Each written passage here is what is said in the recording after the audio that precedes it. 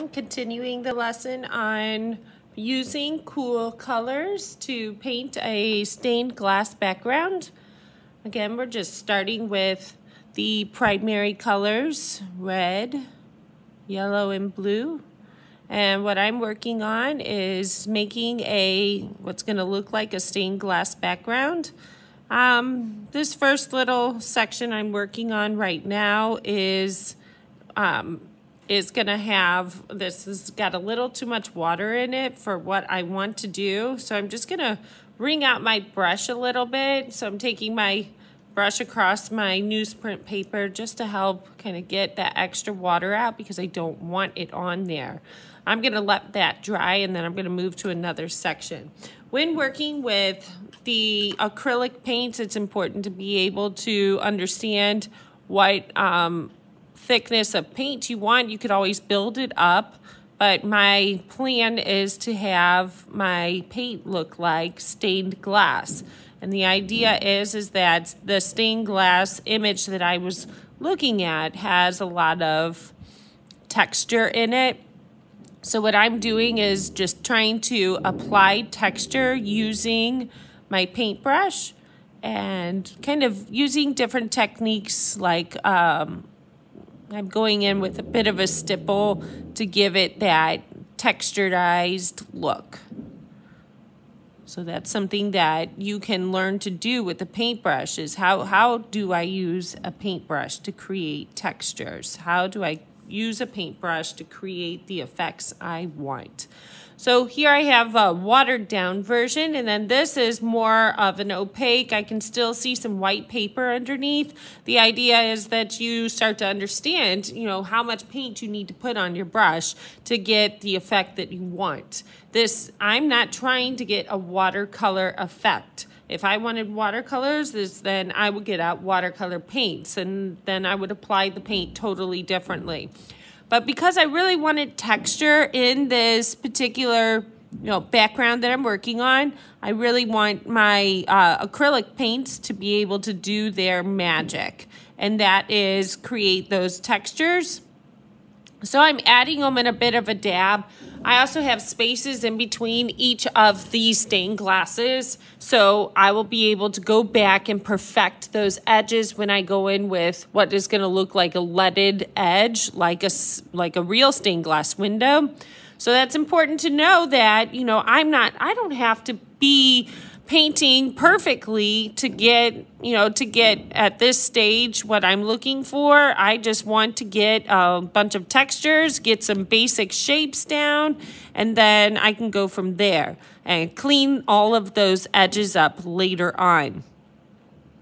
So being able to use texture is a really important thing when you're using acrylic paint. That really makes it possible for you to really actually add texture. The different ways that I add texture includes being able to apply a little bit more thickness with my paint. Some people just give the implied texture, which means that, maybe you're using different brush strokes that show little hairs or things like that. I am adding actual texture and also giving, implied texture by the way that I'm applying my paint.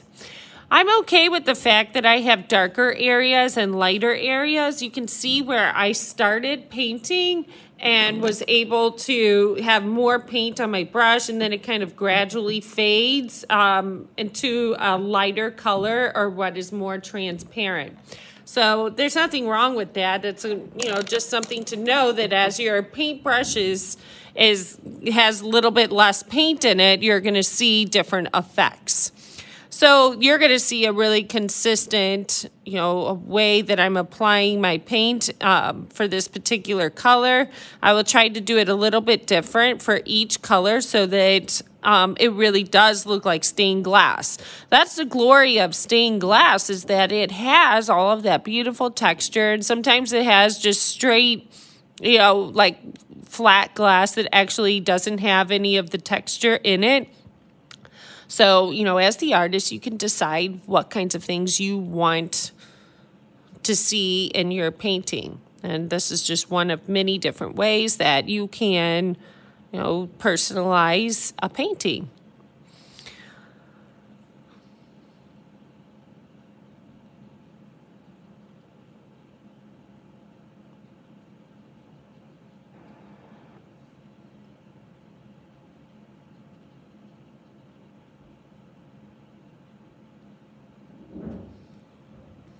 Okay, remember, I'm going to clean up those edges later on. So it's okay if it's not perfect edge. I'm going to go back over this one that was a little too transparent for my taste. And I'm just going to start adding a little more texture. And then, you know what I'm seeing here? Ooh, I really like what happened here. Now I'm just kind of spreading out my texture that I'm adding, and now I can see that real light color underneath. Oh man, I think I'm gonna do that again. So you know what I'm gonna do? I'm gonna rinse my brush and I'm gonna apply another area where I have that watered down color. And that's, how I was able to achieve that effect. So I have a little bit of an underpainting with that particular section. So I'm just gonna kind of move over here. And again, this is watered down. I'm not really gonna get a whole lot of texture in here. I'm using the wrong brush. I'm using a round brush right now, and I really should move on to a flathead brush. So I'm gonna go grab one of those real quick. And now I can apply the paint a little bit more evenly with a flat tip brush.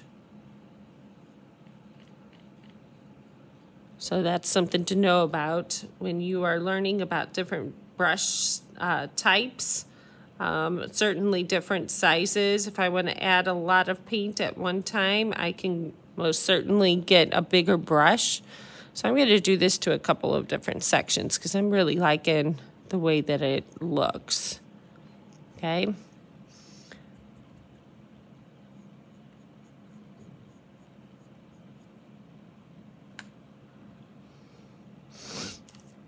All right, so I'm going to let those dry just a little bit, and now I'm going to go in with a little bit more texture again.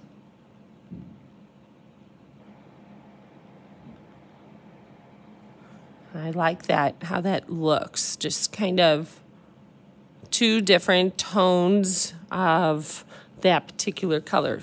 Loving it. So as you're learning to paint, you want to be able to do, things that give you the effect you're going for.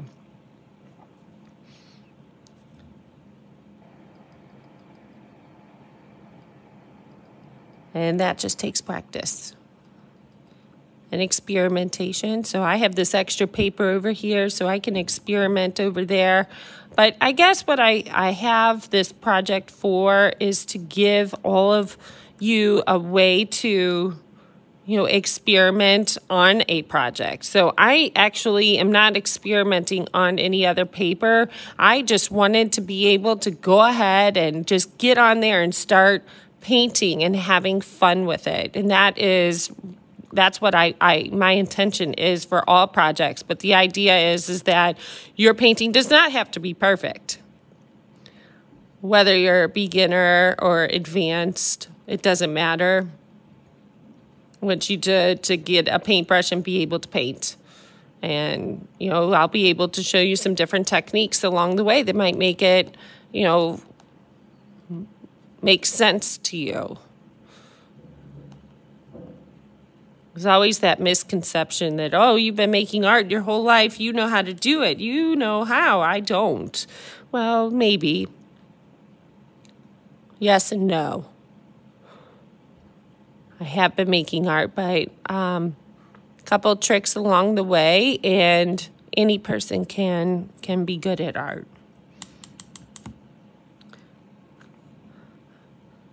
I have this other little section, and then I think I'm going to move on to another color.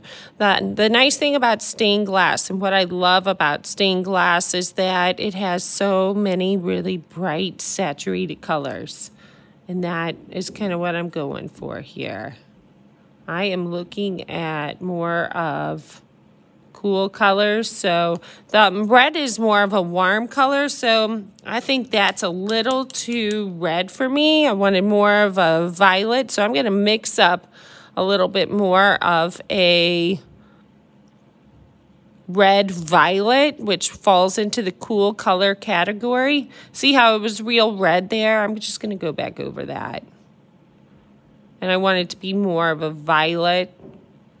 So keep in mind that if you make a mistake or, you know, something doesn't turn out quite like you intended, you can always build it up.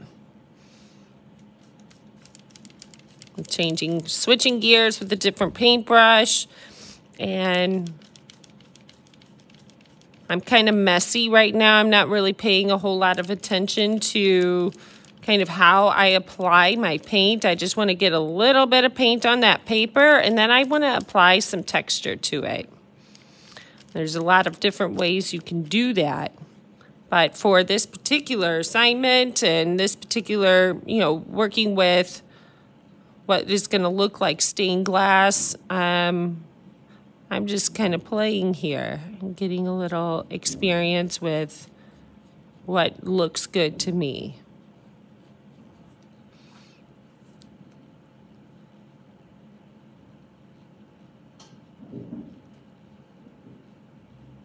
Yeah, I should use a smaller brush there, but that's okay. Remember, I'm going to go back over those lines on the outside and make it perfect it a little bit.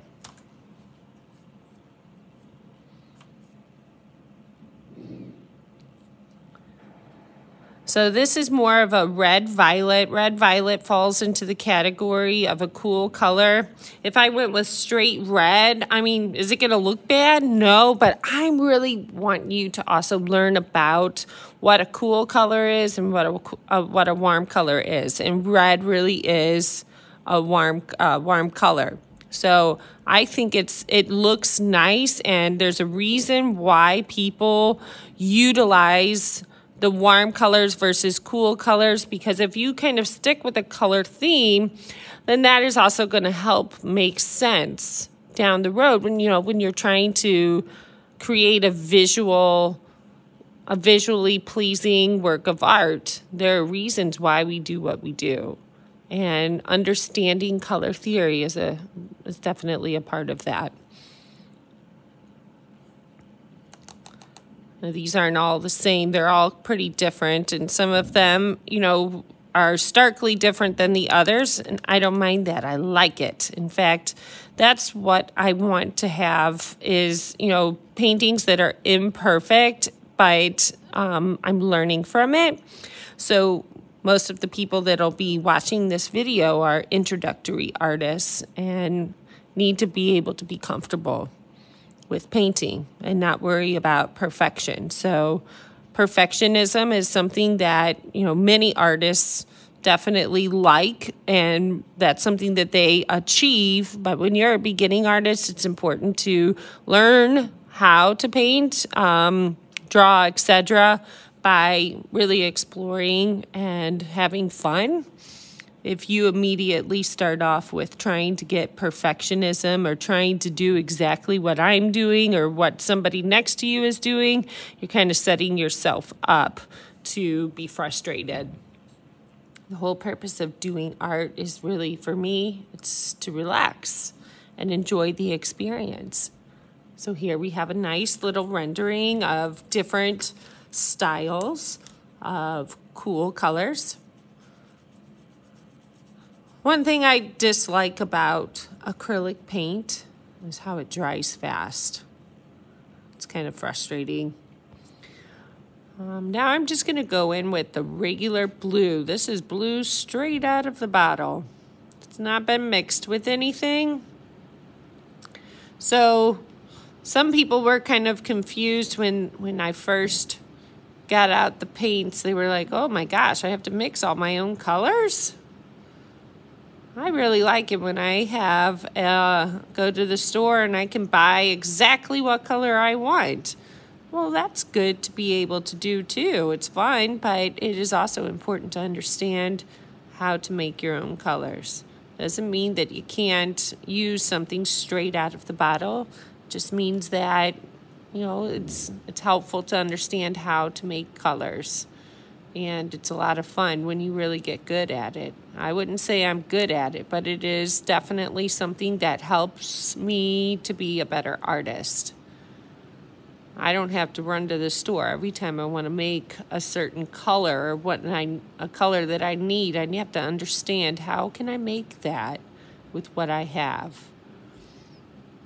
I'm the kind of artist that tends to not go to the store and spend a lot of money. There are artists that spend a lot of money at art stores on expensive things. I really like to use just what I have. It doesn't mean I don't go buy paints. I do. It's more economical for me to be able to just buy some of the basics. Many beginning artists think that they have to go out and buy all of these expensive things, and that's really not the truth. You can if you want to.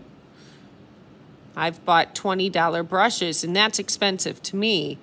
And that's definitely, makes me a little bit more nervous if I'm going to spend $20 on a paintbrush. I'm also going to make sure I clean it real well.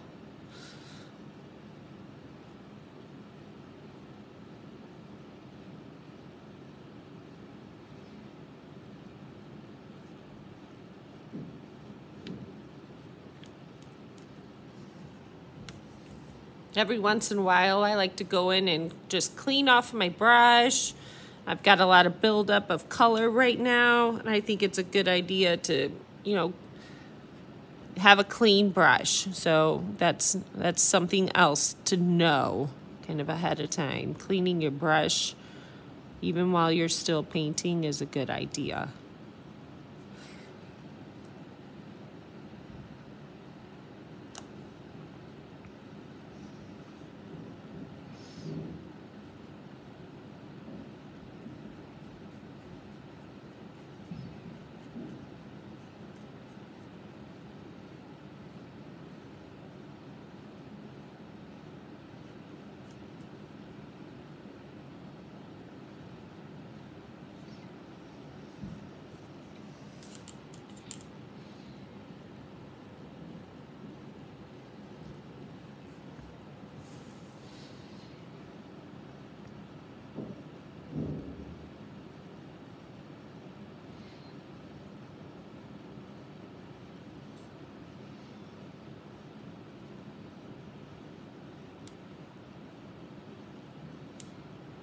This is more of a blue violet.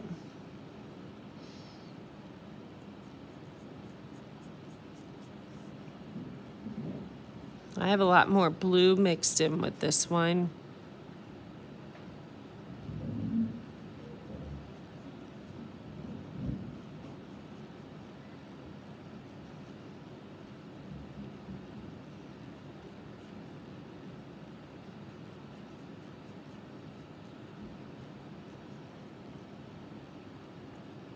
Now I'm going to actually go in this time and I'm going to add some white to that blue violet.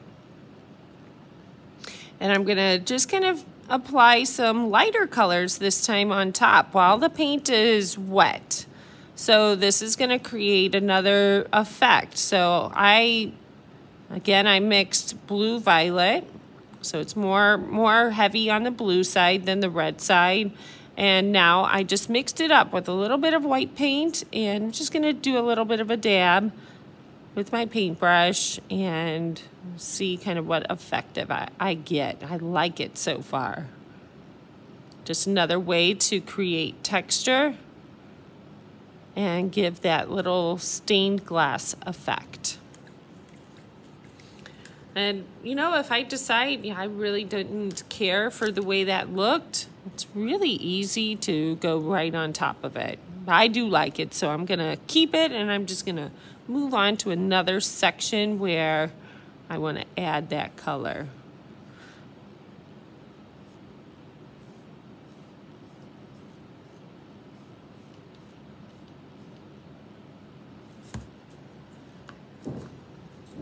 have some stray hairs hanging off of my brush. I'm just gonna snip those real quick. So they're hindering my ability to do what I want to do.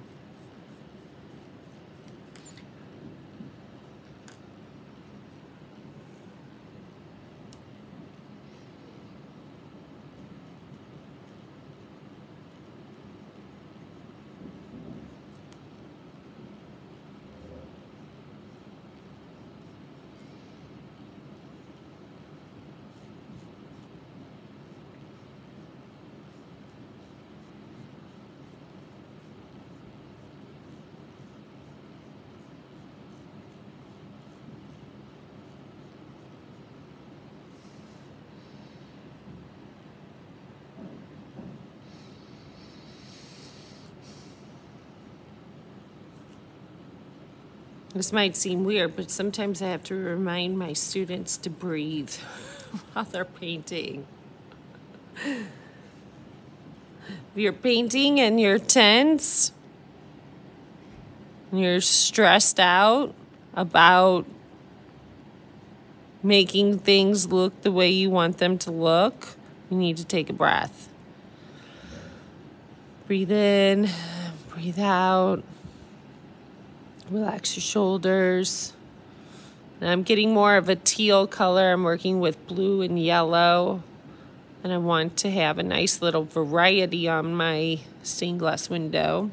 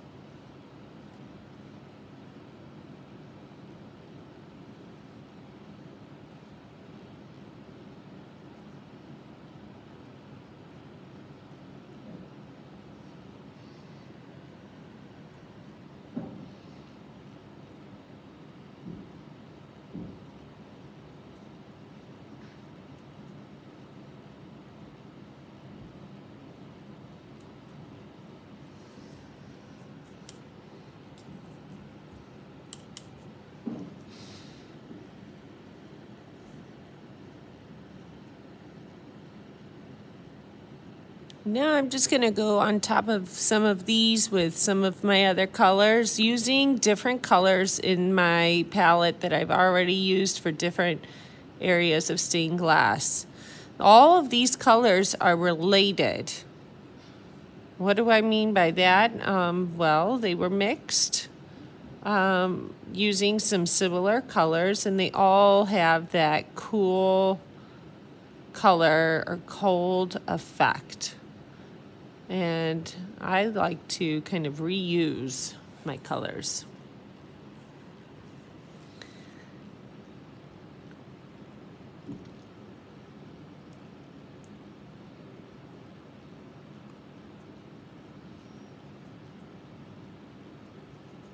I'm going to try something a little different.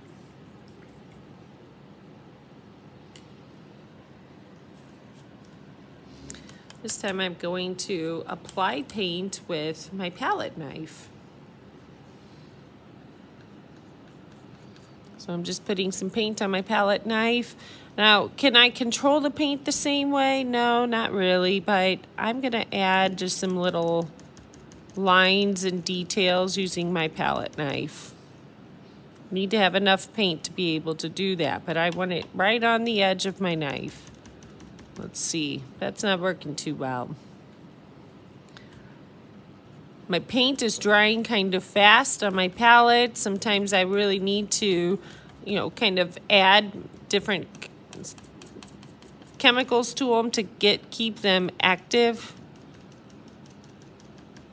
When you use a palette knife, there's a lot of different things that you can do. Now, what I just did here, maybe not exactly what I intended, but that's okay. Not exactly what I intended at all, but I'm going to try it out and see what we get. I'm going to draw with it. Kind of drag the paint across.